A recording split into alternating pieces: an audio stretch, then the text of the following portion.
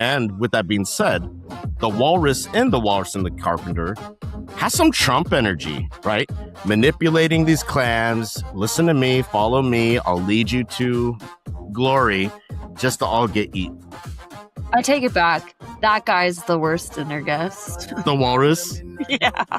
Turn it up, we're live right now. Locked in, can't stop this sound. Big wave, ride that energy. Welcome to the show. This is where you wanna be. Welcome to Seeing This, the movie podcast where we bring you the latest movie reviews, celebrate our favorite movie anniversaries, compete in competitive movie drafts, and much, much more. I'm the movie Mamba Mike Ornelas, and today we have a very interesting episode. And who's Dinah?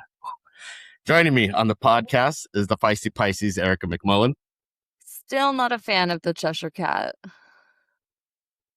Also with us is the Gerber babyface assassin, Adrian Cedeno. I could go without another 75 years. Wow. And it's all in reference to the 75th anniversary of Alice in Wonderland. This was Adrian's first time watching this movie, and it sounds like me and Erica may be defending this one, but let's get into that shortly. First of all, shout out to the patron saint of our podcast, John Leguizamo. We posted on Instagram on our new categories and awards that we have for today's episode, and he gave us a like. John, yes, we love you. And shout out to all of the millennial journalists who are bringing up Sid the Sloth, because I've been absolutely loving him recounting that era, what he went through, what, like, him watching little baby John Leguizamo like talk about how he came up with the voice. It's just so wonderful to see how his career has just blossomed. What a phenomenal! I love how he catches himself like falling into that voice. Yeah. Like everyone thought he's just talking, he'll just fall into it. And not to brag, but Sid the Sloth is a stim of mine. I quote that boy all the time. We'll have like one dandelion in our lawn, and I'll be like, the last dandelion. I think for folks like us that have been fans of John's for a long time, like, we've seen his range and how much of a phenomenal actor he is. But now that he's in a movie like The Odyssey, it's all coming to light, and it seems like he's getting his flowers. So, Adrian, him giving us a like, your stock has soared up on this one. You might win this year as far as stock goes. But before we get into Alice in Wonderland, really quick programming. I just mentioned The Odyssey. We covered that last week. We did a full review on The Odyssey, Christopher Nolan's latest film that is just crushing it at the box office. Everyone's talking about it. It's all over the socials. If you haven't seen it yet, go see it. If you're waiting for the IMAX 70 millimeter and you happen to be in a location where it's playing, but you got to wait till like the end of August, God bless you. Try to avoid all the spoilers. It is worth the wait, but yeah, I mean, I would watch it at least in regular, you know, and then go see it in IMAX 70 if you can. I mean, it's so hard because it's like you don't want to miss out because everyone's talking about it and you want to talk about it, but to have your first viewing be the way Nolan filmed it, I mean, it's a coin flip on what to do, but definitely worth the watch. So if you haven't seen our episode yet, go check that out. I've seen it twice. I'm ready to do a third viewing. So we'll see if I can do that. But next Tuesday, we are covering Spider-Man, A Brand New Day. Marvel's back. We've talked about how IP movies are dying, and it may have died for us. In my mind, I don't know about you guys, but Spider-Man, A Brand New Day, and then Doomsday is the last shot. If those fall flat, we may not cover these anymore. That's how I'm feeling. I don't know about you guys. I'm going on Wednesday, but I have Monday. I have tomorrow to catch up on the past Tom Holland Spider-Man. Oh, cool. You haven't seen any? I haven't seen it since Tobey Maguire was Spider-Man. Wow. Yeah, Okay. I've seen Avengers. I know Tom Holland is the new Spider-Man and stuff, but I haven't seen him. I haven't watched him. You did Infinity War and Endgame? Yes. Nice. Okay, so there's a Spider-Man just before that. Avengers Civil War is when he's introduced, then he gets his own movie, then the Infinity War Endgame happened, and then the next two. So you'll figure it out. You'll figure it out. Yeah. So we'll be covering that next week. So like, comment, subscribe, be a part of the tribe, leave a review, show you're part of the crew so you don't miss out on anything. All your support goes a long way. We truly, truly appreciate it. Quickly, what we've seen this week. Erica, let's start with you. Seen anything interesting? What have you seen this week? Well, yesterday I can treat it as a background movie because I think I've seen it so many times, but I put on Ocean's 11 while I was kind of like cleaning my space. Um, Don Cheadle he cracks me up so much, dude. Like, I forget how much I love him in these movies. And it's not to say like I don't enjoy some of the others because even Casey Affleck like kills me. Like him and his the guy who plays his brother. I always forget his name. But they like the duo they are, and then Don Cheadle with like some of his little quirks like kills me.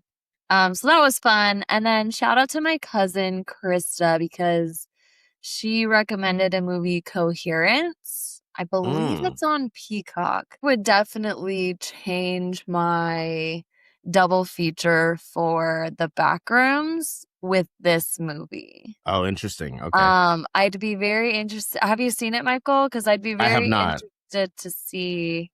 It's kind of a mind fuck. Like there's Okay. a lot you have to pay attention. Not to say that you wouldn't like it, Adrian, but there was a lot of times where like I had to pause and was like, okay, wait.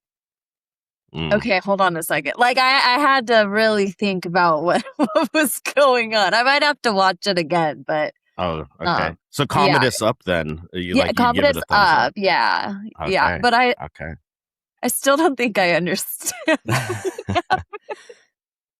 Adrian and I have talked about a few movies here where like Rabbit Trap and there have been a couple other movies where it's like, what is happening? Like, what did we just watch? I have to call like, hey man, have you seen this movie? Because I don't know what the heck just happened there. Yeah, for sure. Well, shout out Krista. Back-to-back episodes with a shout out to Krista. She's a big supporter of the pod, big help. So shout out to her. And good movie taste. Runs in the family. Runs in the family, indeed. Adrian, what have you seen this week? I saw maybe the worst movie I've ever seen. Wow. Citizen Vigilante. Not good at all. It was super racist. Like, it was against like migrants in Europe. But it was an American, like as a vigilante, like almost like a Punisher, where he's not a good guy, and they clearly make it known that he's not a good guy. But he's just killing all the bad people, like thieves, robbers, murderers, rapists. But it's just like the play between, well, is he like half society wants him and says we need him in every major city, and the other half of society is like, nah, he's a criminal. And then it's just him going against the police chief or Interpol chief. And you know what you'll love about this, Erica? Citizen Vigilante, starring back from his cannibal exile, Army Hammer. Yeah. So it's kind of. I could have told you that movie was gonna suck if you told me he was in it. I had no idea what it was. I had no idea who was in it. I picked it and watched it and was like, what the heck is going on? Definitely, even so, without even just like the racist tone of the whole thing, it just, the cinematography seemed off. Like they sit on like weird shots for a long time, and it's like, like, it just didn't make sense. Like the whole room, he just massacred a bunch of people, and it's a whole room of dead bodies, but they're focusing on like one body part, like one arm. And it's just sitting there for a while, and we're like, what the heck's going on? That's the body part that he wants. Editing wasn't good. Yeah, like it just wasn't good all the way around. So half a star for sure. Army Hammer calls that food porn. Yeah. Yeah, that's literally, he made that movie for himself. Yeah. Yeah, maybe he looked like he fit the part pretty well. And then I had to clean it up and like brighten the day with some Blades of Glory. So it's, I don't know how it could be like both homophobic but still promoting homosexuality at the same time, and they play that so well. It's so funny. I love that movie. Will Ferrell, so funny in that. And then The Way of the Dragon went back to some background movie with Bruce Lee, Sure. Chuck Norris. Can never really go wrong with Bruce Lee, whatever movie you end up Yeah. watching. Yeah. As I went down some fantasy roads here and I watched The Never-Ending Story. Man, it's so interesting watching it with a critical eye now because it is a classic. There's so much imagination, creativity, the trauma of Atrax in the, what is it, the swamp of sadness? Just Yeah. drowning in depression. Some of the acting, some of the audio, some of the graphics are definitely dated. But the themes of it all, that like we've lost imagination. So the nothingness is just consuming everyone is very powerful. And that's its greatest strength. So there's a lot of nostalgia. Frenzy. Yeah, there's definitely a lot of like nostalgia behind it. And it's still a great film. It's just watching it now, like if it still slaps, if you grew up with it, I think it does. Like if you were to show your daughter, Adrian, I don't know. I don't. She hasn't seen it, I imagine. No. Okay. So that was The Never-Ending Story, and then I got to go see The Wizard of Oz on the big screen. It was playing here. Very fortunate. This is the second time I got to see it on the big screen, and this time, you know, I'm a big softie sometimes, and like I tear up just at the incredible accomplishment that film is, considering it's almost 100 years old, and what they were able to do with practical effects, costumes, the music, going from that sapphire color to color, and also again the themes of that movie. And you know, when the Tin Man, spoiler alert for The Wizard of Oz, when the Tin Man gets his heart and he's like, and Dorothy's leaving, he's like, now I know I have a heart because it's breaking. You know, it's like, it's just so good. It's just so top 3 movie for me. It's one of my favorites. So very thankful I got to see that on the big screen. Might be The Cowardly Lion for Halloween. Let's see. And then lastly, a 2-part thing. I started watching on Disney Hulu. They have a series called Pompeii Out of Time, and Loki. What's his name? Hiddleston, thank you. Tom Hiddleston is narrating it. And it's kind of like an investigation of like the people that were living there and how would they react when this volcano blew. So I watched that also. But to get ready for that, what led me to go down that rabbit hole is I watched Dante's Peak with Pierce Brosnan. And that's a weird comfort movie for me. Like, me too.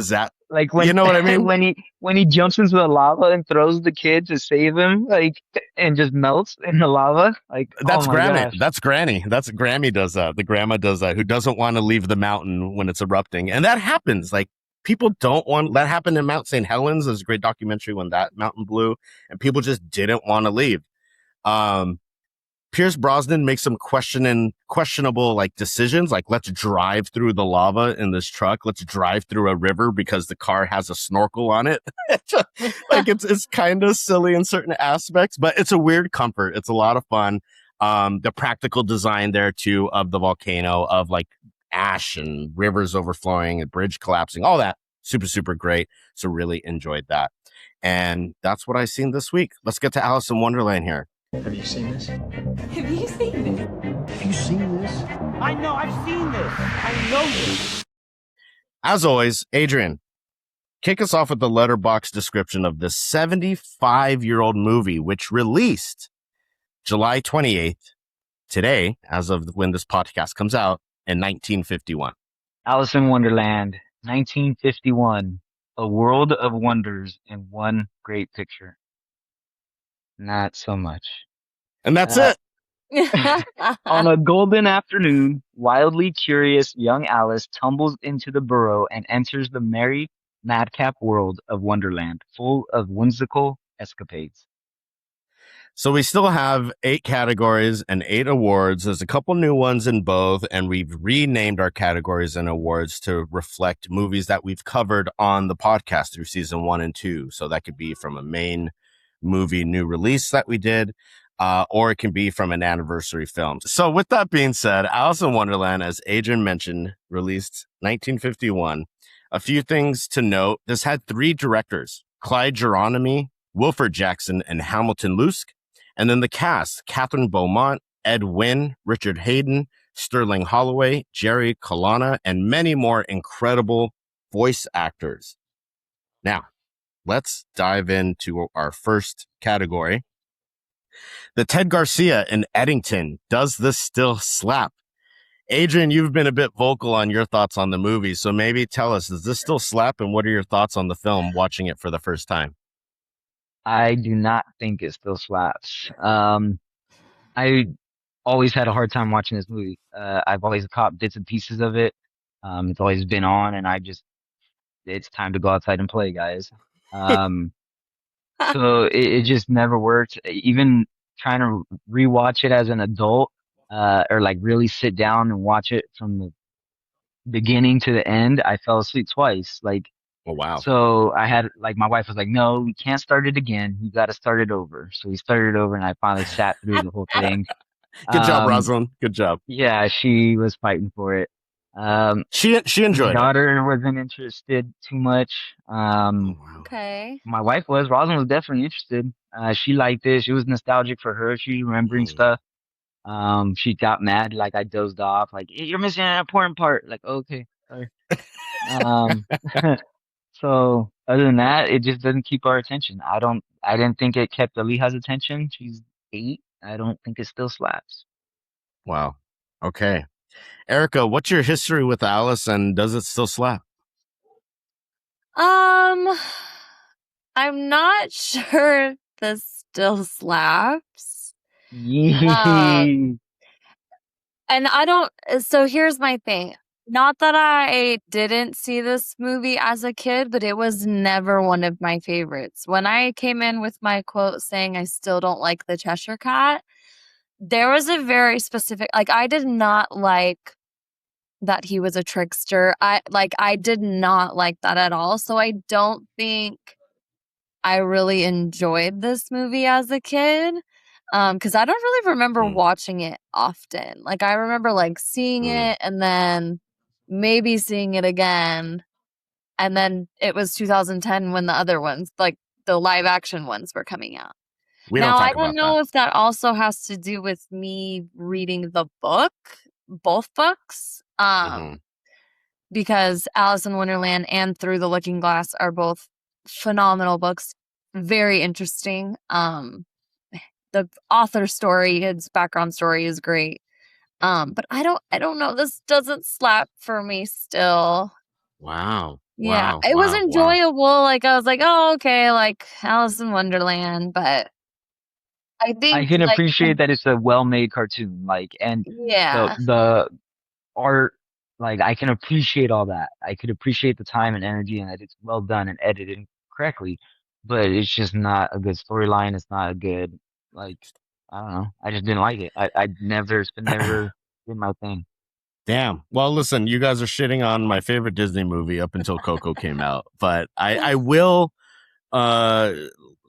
give an olive branch here and say that, like, if you didn't grow up with this, I think nostalgia is a big part of it. This may be the first movie I ever saw. Like, that can be, like, there's a VHS home video of me, like, 3 playing with, like, these random action figures and, like, conducting the flower garden sing.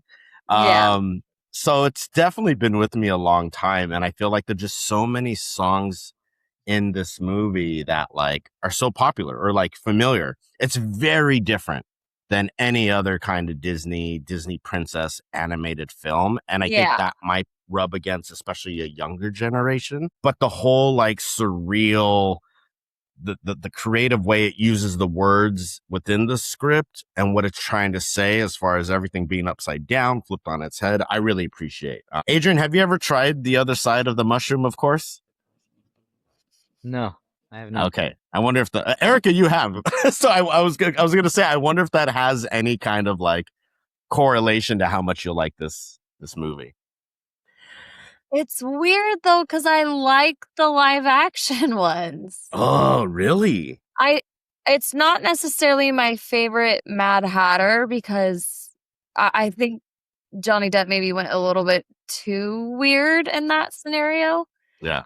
Instead of quirky, because I very much feel that the Mad Hatter was always, like, quirky and slightly off, not just, like, outright weird. And Johnny Depp does weird all the time. Right.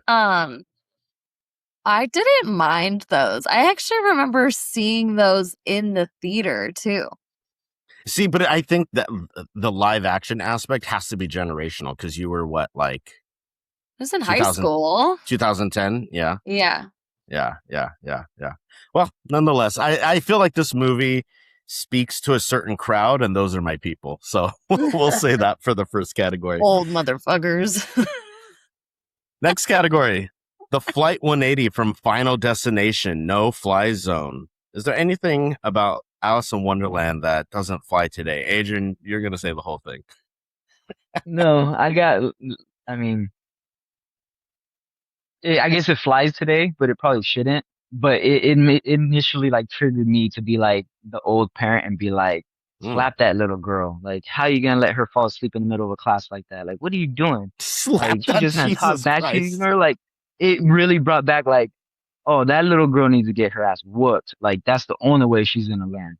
And then I caught myself like these feelings in my head, like this little entitled white girl. Like, I was getting angry. Like, man, if I would have talked to my mom like that, like, no way. As you're falling asleep to this homework assignment. Got it. Got it. I think if she got slapped for falling asleep, that would be a no-fly zone for today, to say the least. Erica, do you have anything? Yeah, I don't think that like smoking of any kind should be introduced to children. And children, that's yeah. nice. Good call. So that even if it is just hookah and it is part of certain people's cultures, again, like if this is a worldwide film that a lot of children are seeing, I just don't think that's appropriate. That's a good point because I mean, especially as a kid, you don't know what they're smoking or the context of any of it. Yeah, that's interesting. That's a good point. My daughter didn't even ask. I don't even know if she noticed that like the caterpillar smoking anything. Like, it didn't come up. He blows the smoke in her face. Like, I'm sitting there watching her and she's not like really like reacting to it at all. You know what I mean? Like, I don't know. She does live in your house, but we'll leave that alone. I'm sure you do anything like that responsibly. The only thing I thought was Lewis Carroll as a person. There's a lot of rumors about like his sexuality and how he would take photos of like adolescent girls, sometimes like half naked. I caught this in some of the research when doing this film. Gross. Yeah. And again, this is just from looking at like some IMDb stuff and other stuff. And if any of that's true, or if any like of those infatuations he had, definitely doesn't fly at any point. I don't know, but that's what I read, and I hope that's not the case because I love, like Erica, you said the books are great. So that Lewis Carroll might not fly today in that regard. Let's move on to a better subject. The next category, the Ai Jing from Left-Handed Girl. I'm stealing this. What from this movie, granted it's animated, prop, clothing, or elsewise would you like to have stolen from the set? Erica, let's start with you this time. Okay, well, like an obvious one is always like the Mad Hatter's hat, or like the clock that the little rabbit runs, the white rabbit runs around with. Mine is so stupid, but at the very beginning when they're doing the circle, like he's conducting them in the circle, like all of the they're running the sea animals, animals. There's these little lobsters that are dancing. I was like, oh my God, I want a dancing lobster. And then another vocal stem of mine, I'm like, case dismissed, bring in the dancing lobsters. So I would take a little lobster. Fair enough. That's a very Erica choice there. Adrian, what would you take? I would probably take the caterpillar's hookah. That was an interesting contraption he had going on. Can you do any letters like an O? Can you blow an O? Yeah. Yeah. I can't do. Can you do an A? I'm just kidding. Who can you do a question mark? Yeah. I do a heart and then I do an arrow out my nose. Okay, the mask. I see you. So similarly, all the creatures when like Alice goes into the forest and the woods, like there's the bird that is like a mirror face. I thought was pretty cool. I liked the horse, the rocking horse fly too. He was so Sure, cute. the rocking horsefly for sure. But I think my one answer would be I'd love to have the flamingo and hedgehog croquet set. You know what I mean? Where it's all with the queen. What if that's fucked up? You want all these other animals. You want a lobster. The fuck? Yeah, but like I would treat the lobster with respect and I would never eat it. You're out here whipping a hedgehog with a flamingo. This is in Wonderland. They don't feel pain. We'll say that. Next category. The Lost Boys from Hook. Best dinner guest. Who would be the best dinner guest in this movie that you'd like to invite to your next meal? Erica, who are you inviting? Probably Absalom, probably the caterpillar. Yeah. Yeah. Just because I like that's what I'm saying. It's so different. Like maybe I just like him so much because Alan Rickman voices him in the 2010 version. So it's like soothing to think of like his voice and the conversation that you would have with him. But I just feel like, yeah, if you're loaded up on your hookah and you're feeling some type of way, we're Sure. gonna have good conversation. Adrian? I mean, probably Tweedledee and Tweedledum. Interesting. Wow. There would be That's a no take. uncomfortable silence. You know what I mean? Like you're at a party, dinner. You like would always they're have gonna bring stories. stories. Yeah. Mhm. That's fair. That's a pretty solid. Well, hold on. Well to thought They're out answer. annoying, but that's a solid answer. I have no problem with them annoying other people at the dinner party. They keep me and my group occupied, you know. Adrian's like, I'm going to be on the grill. What are you talking about? We've got a couple Tweedledees and Tweedledums in our friend group. Fair enough.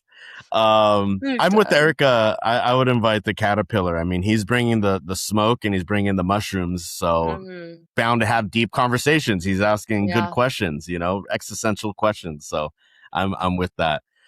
Next category, the Craig Waterman from Friendship, worst dinner guest. Erica, who would be the worst dinner guest you don't want anywhere near? 3, 2, 1. We can all answer. Is that fat bitch the queen? Wow. I thought you were gonna.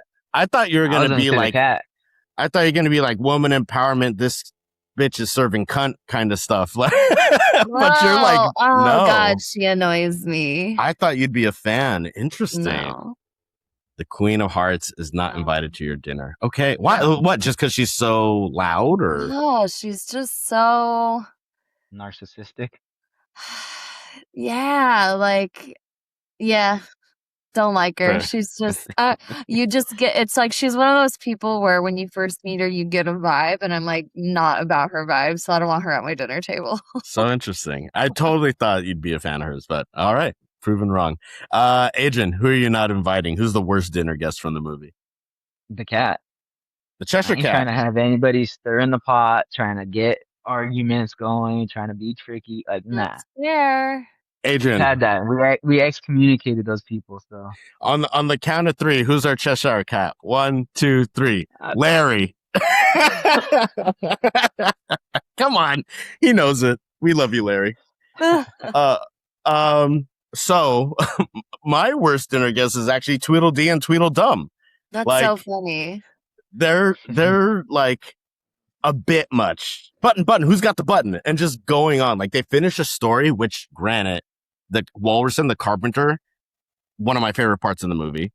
But then like, oh wait, you want to hear another one? Let me tell you. And she's like just sneaking up, like they would not stop. And with that being said, the walrus and the carpenter has some Trump energy, right? Manipulating these clams. Listen to me, follow me. I'll lead you to glory, just to all get eaten. I take it back. That guy's the worst dinner guest. The walrus? Yeah. the carpenter might be the best. I mean, he went and prepped everything, got it all set, saw them. He was the only reason why they get him. The carpenters did all the cooking. The carpenter did all the seasoning and everything. But the walrus is like, the time has come, my little friends, to fucking eat you up. Jesus Christ. Devoured. Yeah. I do like that scene, though. It's really good. I am the walrus. The 1001. Do you like clam? Oysters or clams? Aphrodisiac. Or oysters? Either or. I didn't like oysters, and then I lived in San Francisco, and I went through a phase where like if you've been to SF, you know you can get oysters like pretty much everywhere. And like I started to be like, all right, I can dig these. But then one time when I was living in Toronto, I had like too many oysters or something went bad, and it just flipped me on them. So now I can't eat them again. I'm not a fan. Or were you a raw oyster or like a grilled oyster? Raw. I wouldn't do grilled. Yeah. Ooh, sir, let me I'm missing out or what? Yeah. Well, you could cut this if you need to, but I have to tell you this because I'll forget about it at the end of the podcast. Let's hear it. But my old boss, when he used to do his Christmas party, depending on the year, because we're on the coast too, so they're fresh oysters. He would get oysters and he'd do them on the grill. Well, one of them was like a sun-dried tomato and butter. The other one was a butter garlic. And then the third one was a barbecue sauce. Let me tell you, I don't like raw oysters. I love barbecued oysters. Like, Interesting. delicious. Delicious. Is the texture like not slimy anymore? Like, is it not runny? No, it mimics like mussel. a cooked mussel or a clam. Yeah. Interesting. They're Okay, well, delicious. if my buddy Brian, the chef Brian, ever cooks that up, because I didn't used to like clams, and then he made some like it was almost like popcorn clams the way I was eating these things that he made. Like they were so good. Clam chowder. Like they're already shelled. Like you were like just whipping them out, right? Like they're just like little. Yeah. They're great. Shout out Brian. Miss you. Next, I miss your cooking. We used to be roommates. The 1001 Frames twist ending. Shout out to 1001 Frames movie. I still can't stop thinking about that movie. If you guys look it up, 1001 Frames came out at TIFF last year. We love it. We also did an episode on it. So if you want a little insight of what it's about, we give a spoiler-free review. Check that out. Twist ending. This whole movie is a bit of a twist on reality, but Erica, is there any kind of twist ending you saw that could have played? I mean, what if she just never makes it back? I Or had the same. like she makes it back in like an actual significant amount of time. Even though passed. it feels like a day to her, it's been like months or years in the real Like world. Jumanji. Kind of. Like you could I was put gonna say like like a little- Interstellar. Yeah, Yeah. you don't Yeah. like that one. Okay, Jumanji. Sorry. I like the Jumanji one. Okay, fair. Yeah. Okay, Adrian, you look like you had one. I did have one, but it was more like a beginning. Like we were watching it, and like 20 minutes into it, I was like, "Is this like Wizard of Oz, where like she gets hit in the head and she's unconscious, and like she's gonna wake up, and everybody's like kind of around her, and she's like, 'You were there, you were there.'" And Rosalind was like laughing at me, like, "No, I don't think so," and realized, oh, she's sleeping. Yeah. Like, which another trigger, because how is she asleep? Like you were just talking to her, like pay attention, and then she's asleep. Like how is this possible right now? You've never read a story to the your daughter and she falls disrespect. asleep? The disrespect. No, if I'm trying to get her to go to sleep, yeah, I'll read 4 pages and have her knock out. But I'm not reading the whole thing while she's laying right there to sleep.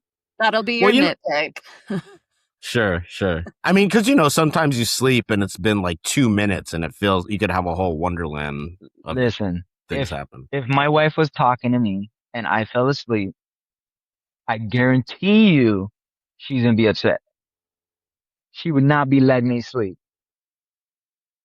Well, listen, that sounds like a great thing to bring up in couples counseling. So mine is actually similar to Erica's, where she's stuck in Wonderland, and it's more of a commentary about moderation of going into Wonderland, where if you stay in Wonderland too long, it can really mess you up, right? And it changes you. And I think of, All sorry, about I'm going to say it, Sid Barrett, Pink Floyd founding member who went a bit crazy and couldn't be a part of the band anymore. And it's that kind of just as an example of if you go too far to the dark side of the moon and stay there for too long, there's no coming back. And it turns into like this horror.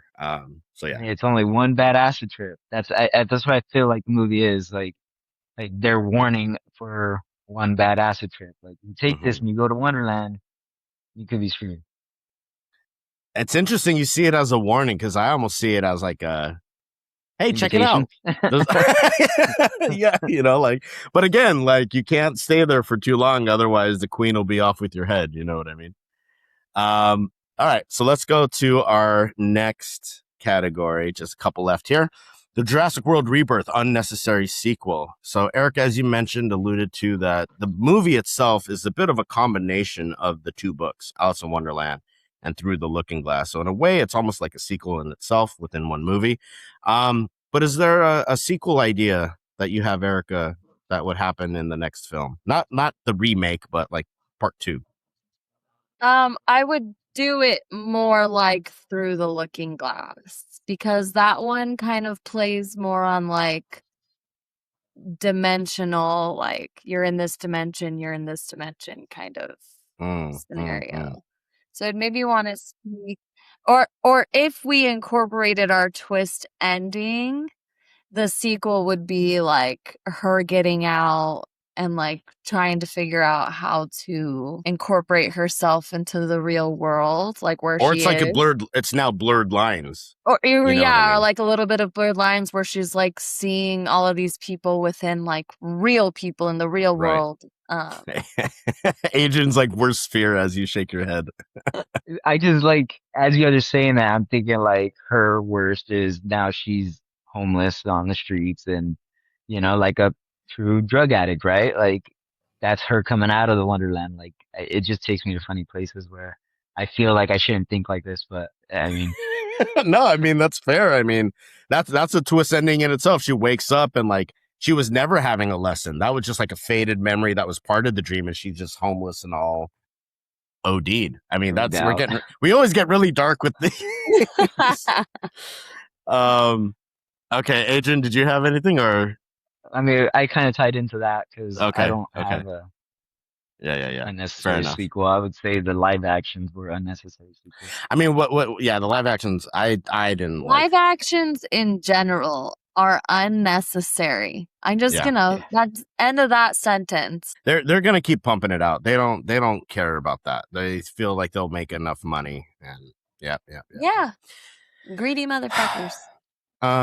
So my unnecessary sequel is essentially kind of what you guys are talking about, but I really thought of The Labyrinth with this movie in the sense of like in the next movie, maybe everyone in Wonderland comes to the real world to find Alice. So now they're chasing her, or they're like in this real land, in this real world, quote unquote, the Matrix.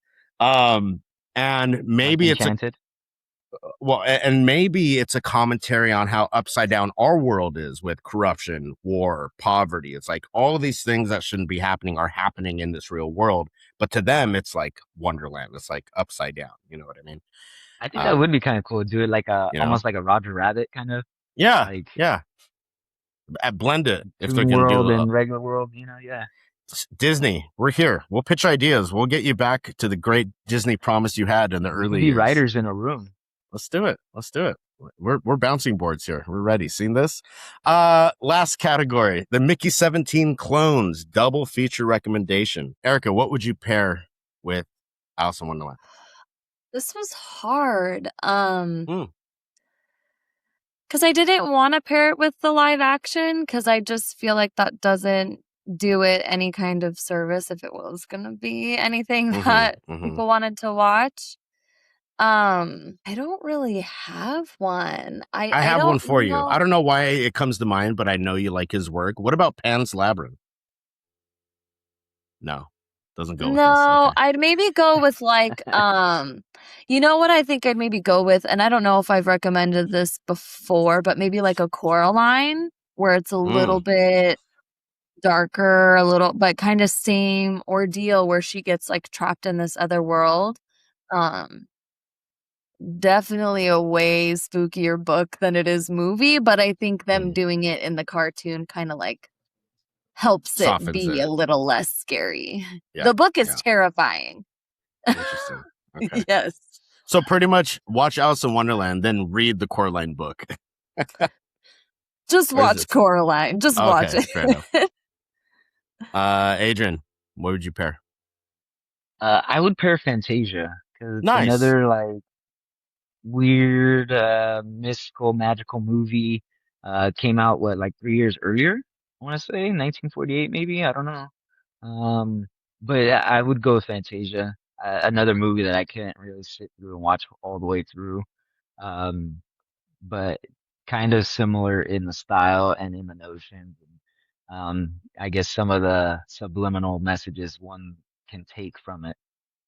It came out 11 years before. Oh, But wow. with that being said, I think it's a testament of like Disney in the late 30s, 40s, 50s was like really doing some interesting stuff versus like the standard cartoons, animated films And we the have now, right? artwork, The artwork's the incredible. artwork that was coming out during those times, even in this one, even if you didn't enjoy the movie, like just seeing the different kind of art styles for Mm-hmm. each characters. Mm-hmm. Each Mm-hmm. artist, you can see Yeah. their like Go little back to that, signature in it. Disney, because we ain't liking the characters Yeah. that you're coming out with.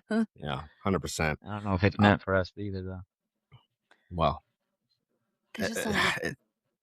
it just looks all like computers. We're watching fucking computer Have you seen screensavers. the new Mickey? It's so bad, Like dude. it's not like my wife doesn't let my daughter watch Mickey. The new Good. one. She's like, no, this is like Oh, boy. dark and creepy. Like it, it's a different Another take on Mickey, like a another Ren and point for Stimpy type of Mickey. Rosalind. Um, Adrian, you mentioned it earlier, but I was actually going to pair The Wizard of Oz. You know, I saw it, like I said, this last week, and it does have similar themes. It's like a live action. You have a female lead, and she goes to a different world, and a lot of interesting creative designs there also. I love the horse of a different color in Wizard of Oz. Like, it's a bit trippy when you see it, and it's just changing color after each little scene.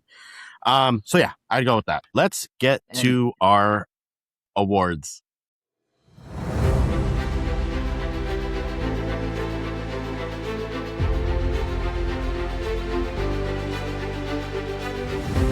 So, first award, let's get into it. We have the Send Help, Rachel McAdams Looks Homely, Biggest Nitpick Award. What's the biggest nitpick you have in Alice in Wonderland, Erica? I don't know. You could do without. I mean, I know you said a lot of the music is like really nostalgic, but a lot of it did feel repetitive. So it was kind of like, oh, here we go again with this set Wow. of tunes. Yeah. But We I don't think that's just a personal choice. I don't know if that's like, Sure. you know what I mean? Like I just was not into We the got music. we got rid of our hot take category award because we tend to like come up with hot takes as we're talking. So I think that like your nitpick might be like a bit of a hot take that like there's too many songs. Yeah. Yeah. Okay. Adrian, is your nitpick also that she's fallen asleep during a school lesson and she's allowed to sleep yes, and not be beaten? yes, like it's portrayed as like she's sitting on a like branch of the tree, And she's on a branch and falling asleep. Yeah.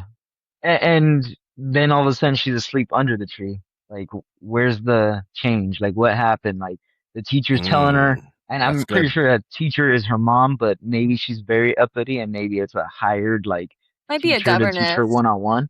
Yeah. Yeah. So that whole like she's talking to her while she's up on a branch, and then all of a sudden the story starts, and she's and then like as it ends, she's waking up from under the tree The bottom of the tree. That's good. in the grass. That's a good one. Yeah. The ones I had were similar to that. Like when she leaves the caterpillar the first time, and he's like, wait, come back. How long it takes her, like from where she is when she left to when she returns, it almost feels like a small montage. Like she's doing a long journey back. But like the scene is so short when he's calling for her to come back. So it's like, Yeah. wait, how far did she actually go? Mhm. And then lastly, there's a small bit when Alice leaves the tea party and the Mad Hatter and the March Hare are still singing happy on birthday, whatever. You hear them singing, but their mouths aren't moving. You know, little Yeah. animation cut cost kind of thing there, but it's a nitpick. Which one do we want to go with? I kind of like Adrian's actually. Like she's on top of the tree at the start and then she's at the Well, bottom. think Like, about it too, because we were just talking about like, okay, contextually, like it seems like she is like someone who comes from wealth. She's taking lessons. That might be her mom. That might be her governess. Like it doesn't make sense that she would be falling asleep during those lessons. Like she would be disciplined at a higher standard than that. So I think we should go with Adrian. All right. Yeah, she would have caught That's a the winner. backhand for sure. I don't know about I don't know. that. I don't know about all Fetch me that. a switch. Okay. Next award, the Michael B. Jordan in Sinners Best Dressed Award. Who is the best dressed character in this film, Erica? I like the rabbit. I like his Really? little coat at the very beginning. It's just when he's running with the little cloth. The white rabbit, not The white rabbit. Marcher. Yeah. Okay, got it. He reminds me of like, well, the big clock always reminds me of like Flava Flav. So I just think that's super funny that he's like dangling a big chain on him. But I just like his little coat. I think he looks so cute. But Okay. like I said, that might who just be Who are you nominating, Adrian? I would say the Carpenter, but anybody, I guess. Oh, okay, you didn't. This guy's over this movie. Yeah. I went the Mad Hatter. Like, first of all, he's got the big Peacoat? 10-6, the 10-6 top hat. He got some gangster boots. Like, if you look back, these boots are like super gangster. He's got a popped collar, They're You got too. chins on? a blue bow tie, and then the oversized coat that like just works. It just works. So I would go with him if you guys are good with that. Thumbs up from Adrian. Erica wants her personal choice Sure. of. Okay, thank you. Mad Hatter, best dressed. Love it. Next award, the John Leguizamo in The Odyssey and Indy Navarrete in Obsession. This movie needs a Latin award. Who is a Latin Hold actor? on. You can't say Navarrete and say it needs a Latin. It's Navarrete. Now, if I may, Adrian, I knew it. I knew you were Okay. going to do that. Okay. That's how she says her last name. So if anyone You wanna knows know how to my son says our last name too? oh dear God, I don't know if I Just saying. Just saying. Nonetheless, I'll respect her and the way she pronounces her own last name and say it that way. But Erica, who would you have added to the cast, and what do they do? I would love to see if we can get our Gomez Adams, Raul Julia. I think it'd be like so cool if he had a character because he just has one of those voices that I think would absolutely work in this. And he's a little weird, like he was a little weird, so I think it would totally work. Maybe another caterpillar who's like Absalom saying one thing and he's trying to contradict him with another, but they're both like really wise in what they're saying. I think Well, that would be cool. he would have been 11, which is fine. Right? He was born in 1940. Yeah. But So- that's fine. We can have him as a kid actor. Sure. Fair enough. Agent, do you have anyone? So I didn't. I like hers, but I kind of leaned it towards the character. I don't know the actor, but I was thinking like a Speedy Gonzalez type of character, like another little mouse or something that instead of even the rabbit, but like quick little Spanish speaking critter Sure. that would run sure. around. I thought that would be cool. So yeah, Well- the guy who does Speedy's voice would have been nice. So Mel Blanc, who does a lot of the Looney Tunes, isn't Latin, but you are introducing a Latin Speedy Gonzalez character. So he just makes a crossover, like Who Framed Roger Rabbit. We It's have Warner Brothers, right? Warner Brothers coming over to Disney. Hey, we can do it. It's Wonderland. So I actually thought we should get Cesar Romero, who is the original Joker from like the Adam West Batman, Yeah, and bring some of that like Joker energy as someone else at like the tea party who's just like maybe in the corner. Like they don't pay, like he just says random stuff in the corner of this tea party, and like the Mad Hatter and March Hare never really acknowledge him. He's just saying like crazy shit and laughing. I don't know. That's my nomination. Cesar Millan. Cesar Millan has a little dog running around. Well, I'm dead. different one. Yeah. So who do we want to pick? Young boy Raul Julia, Speedy Gonzalez, or Cesar I like the Romero? idea of having Gomez. Like I like Gomez's voice, and I like the idea of having that as a character. Okay. Raul Julia, welcome to the Wonderland team. Next, the Paprika on the Table oh shit moment award. What is the oh shit moment of Alice in Wonderland? Erica, what do you have? Like when she cries, like literally like cries a lake. Like I thought that was like, oh shit, like what's gonna happen? And then when he's like choking on the water, you're like, wait, hold on, this this poor doorknob like is gonna die right now. Yeah. That and then obviously like when the clams are about to get or the oysters, whatever, about to get they're on the menu. You see the Yes, menu. they're on the menu. Half shell. Yeah. Like, That's shit. Damn, tough beat. Yeah. Adrian, what do you got? More towards the oysters where the carpenter catches him and he's chasing him out, like his face turns all red. I was like, oh, he's gonna get it. Like when he finds that the walrus ate them all. Yeah. Yeah. Okay, that's good. Mine was the intro to the Cheshire Cat because he gets introduced like 30, almost 40 minutes into the movie, and he's just like on one from the jump. Like, this is a weird cat, to say the least. Shout out Chad, his favorite character, kind of on brand. I know. I'm actually kind of glad Chad's not on this because I think he'd be so mad at me right now. Proper arch nemesis take on your end there. Yes.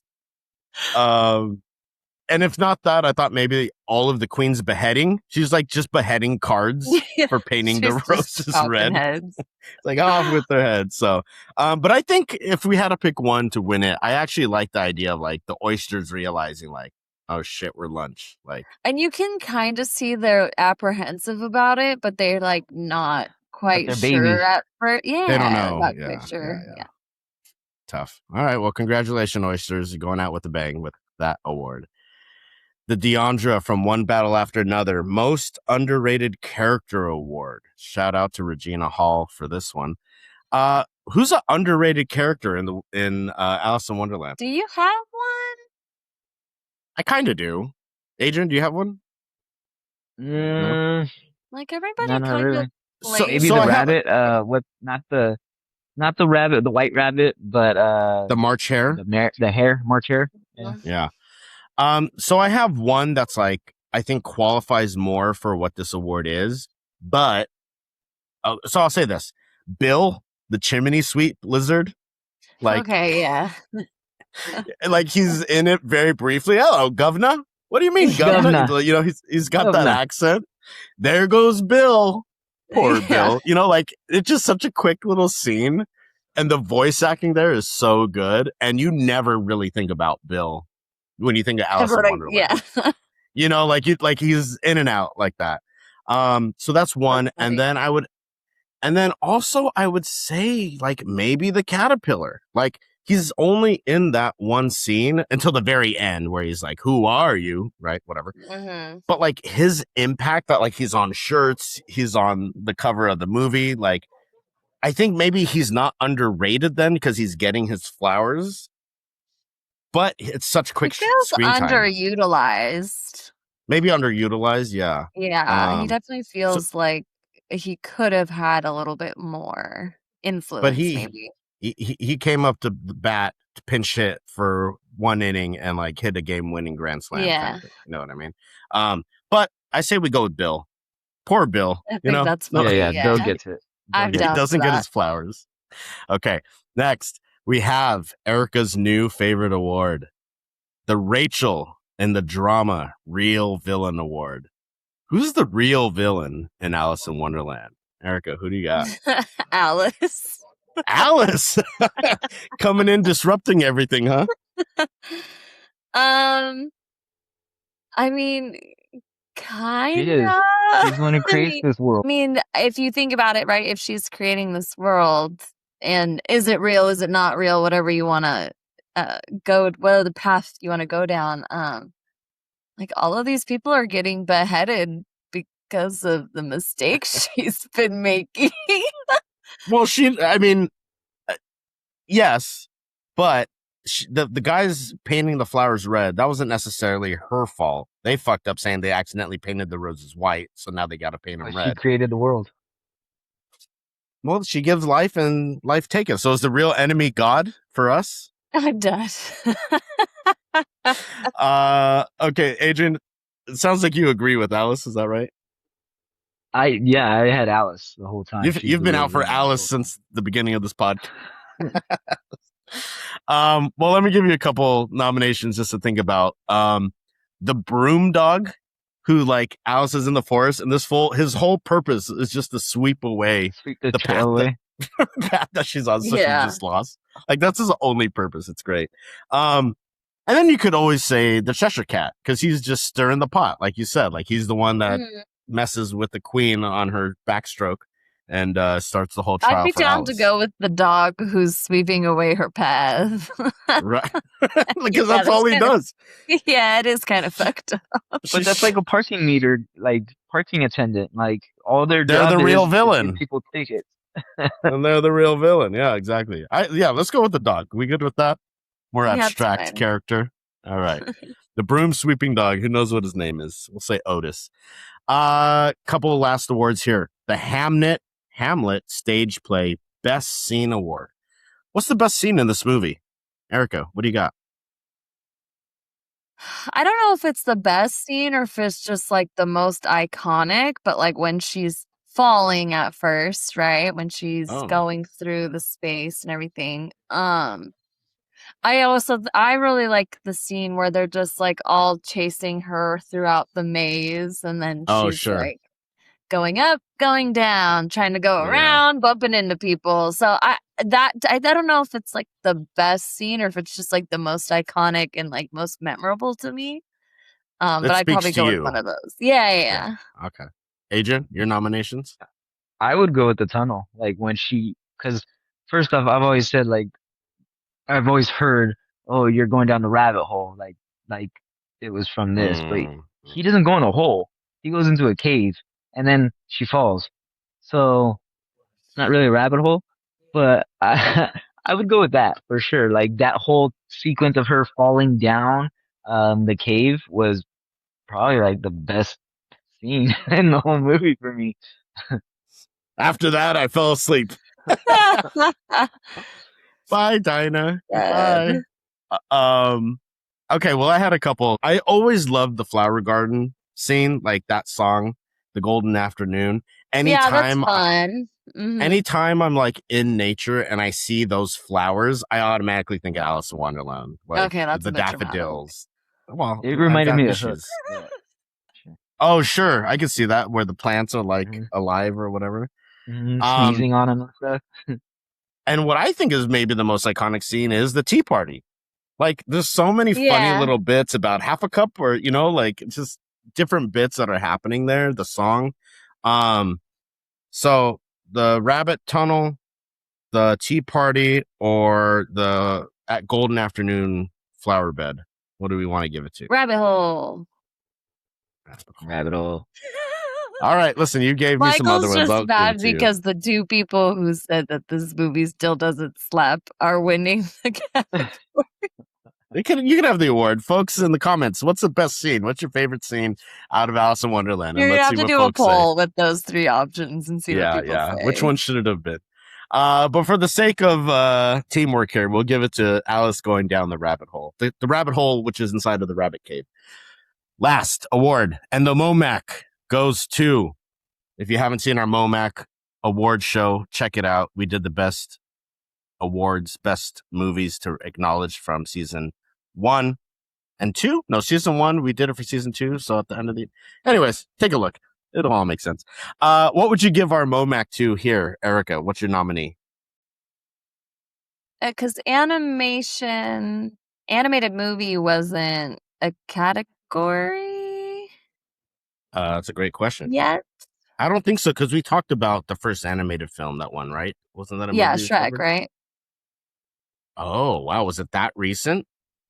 Yeah. Like, they didn't have a category for that. Like, the Beauty and the Beast won an Oscar, but it won for overall, right?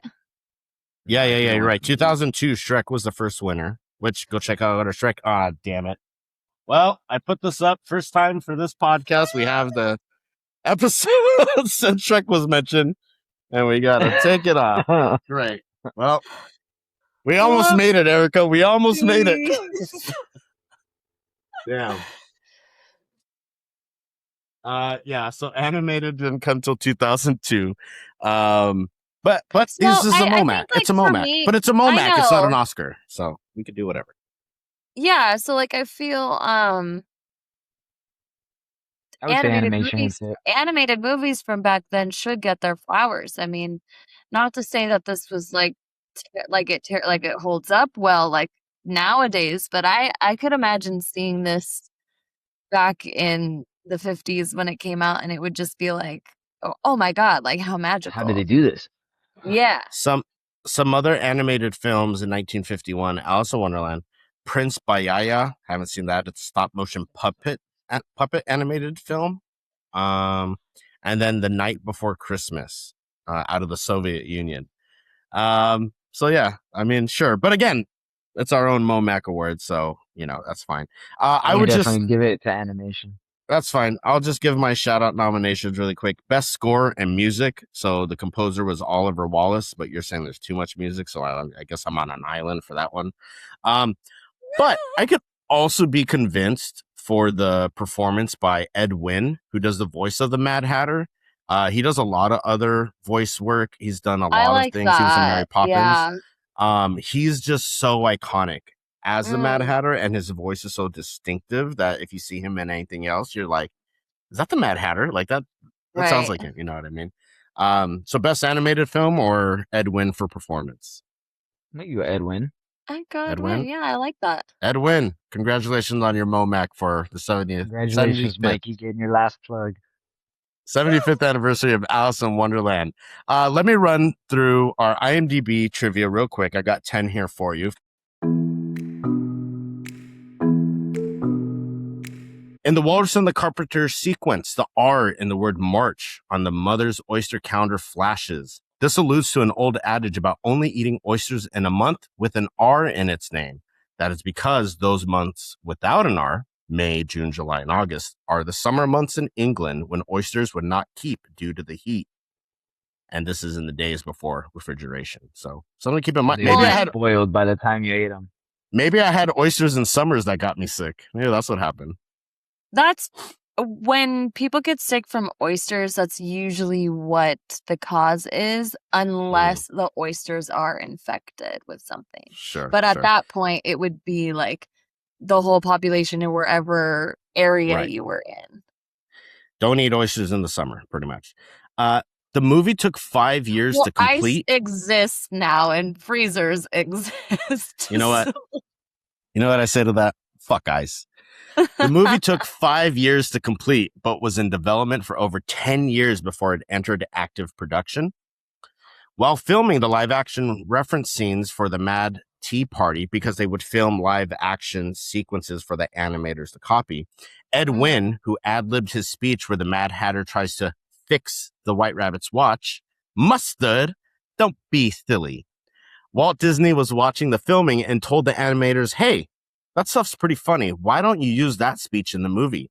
The animators objected. We can't use that. There are too many background noises on the film. Disney smiled and told them, that's your problem. Then walked out of the room. Eventually, with much labor, the Disney sound technicians managed to re-record Wynn's dialogue and erase all the background noises so that Wynn's ad-lib were used in the final animated film. The live action footage does still exist and has been featured as bonus material on the Alice in Wonderland DVD. Fucking Disney, man. What a Nazi. Let the me Mad Hatter. Hold on a second here. Yeah, despite him being like all of that, that's crazy to like, to be able to say that. Like, you're Walt Disney, like he just told you to figure it out. You better figure it out. That's a YP, not an MP. Your problem. Yeah. The Mad Hatter is apparently based on the phrase mad as a hatter, which has historical basis. In the hat industry in the 19th century, there was extensive use of mercury. Liquid mercury is one of the causes of mercury poisoning, which, among other things, causes brain damage. Among the symptoms are slurred speech, memory loss, tremors, and behavior that can be seen as insane. Hence, the Mad Hatter. Mm-hmm. This movie has more songs and characters than any other Disney animated film. There you go. Lewis Carroll wrote the riddle, "Why is a raven like a writing desk?" as nonsense. It has no answer. That has not stopped people, despite being repeatedly told that there is not, nor should there be any answer, from trying to contrive one. So there's no answer. The doorknob that was drowning that Erica had sympathy for was the only character in the film that did not appear in Lewis Carroll's books. The film underperformed at the box office and was considered among Disney's flops. Various reasons have been cited, with Walt Disney himself blaming Adrian the Slugsky. failure. Yeah. Walt Disney himself blaming the failure on the character of Alice herself, who was not sympathetic enough. The film He's a later villain. The film later became a cult classic, a box office hit, and theatrical re-releases, and was critically reevaluated. It is often ranked among the best animated films. You son of a bitch. Besides Alice, Catherine Beaumont is also known for voicing Wendy Darling in Peter Pan, 1953. Go back, watch Peter Pan, and see if the voice sounds familiar. She was asked to continue voicing the two characters in later Disney projects until her retirement in 2005. She was getting put to work. I hope they paid her.